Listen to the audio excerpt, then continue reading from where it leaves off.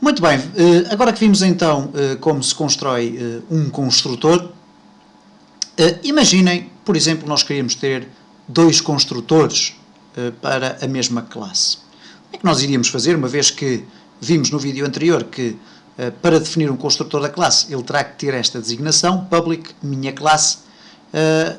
Se eu agora escrever aqui novamente, public, minha classe, vamos aqui retirar, vamos deixar ficar, e agora colocar string n, int i, e colocar aqui, por exemplo, um outro tipo qualquer de implementação. Ora, o que vai acontecer é que isto não é possível.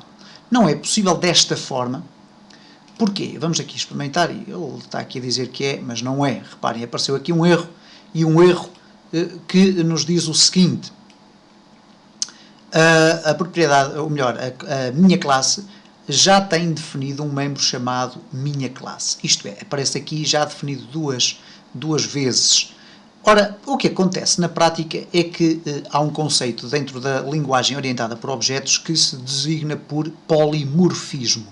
E o polimorfismo é a palavra que define a possibilidade de nós podermos criar métodos, e neste caso o construtor também é um método, à semelhança de apresentar dados, métodos com o mesmo nome. E como é que nós podemos fazer isso? Ora bem, bastará para isso que a sua assinatura seja diferente, isto é, a assinatura constitui-se essencialmente pelo nome do método e os parâmetros que são passados para esse método. O que quer dizer que, por exemplo, se eu retirar daqui os parâmetros, este código passa a ser possível. Apesar de eu ter duas vezes minha classe, reparem, eu vou executar e reparem que não há erro. Não há erro porque eu tenho realmente dois construtores, mas tenho dois construtores com um aspecto diferente. Eu vou inclusive passar este construtor cá mais para cima, organizá-lo porque é o primeiro que aparece sem qualquer espécie de parâmetros requeridos.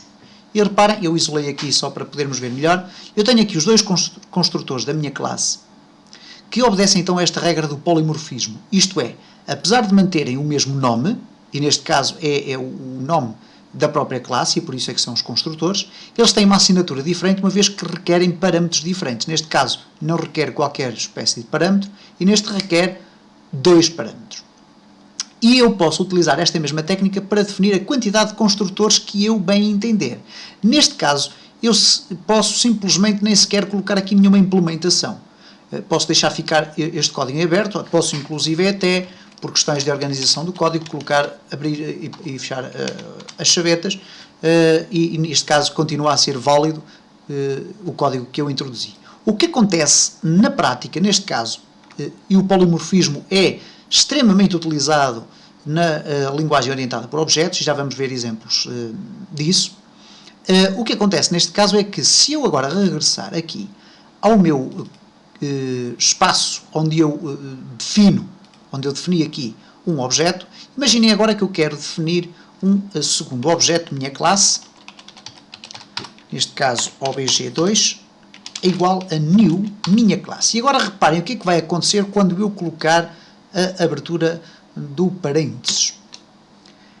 Surge-me aqui neste espaço do IntelliSense esta novidade, que é o 1 de 2. Isto significa que existem duas implementações diferentes para o construtor minha classe. E eu posso simplesmente, por exemplo, usando as teclas de cursor, para cima ou para baixo, eu posso circular entre cada uma das implementações. E neste caso, reparem, cá está a minha implementação que não leva qualquer espécie de parâmetro e a implementação que tem parâmetro.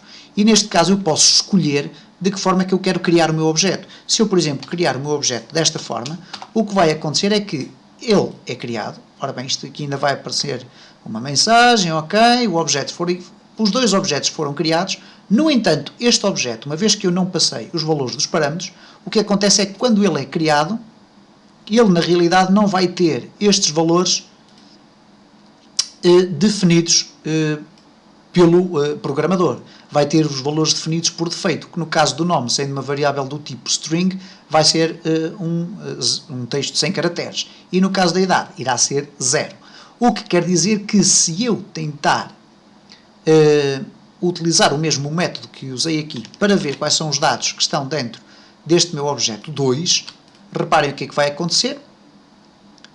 O primeiro objeto criado tem parâmetros no construtor e, portanto, aparece o nome e a idade, 34.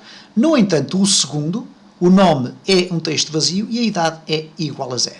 E, portanto, desta forma tivemos a ocasião de ver como é que nós podemos criar situações de polimorfismo, e no próximo vídeo vamos continuar a aprofundar um bocadinho mais, então, o que é isto do polimorfismo.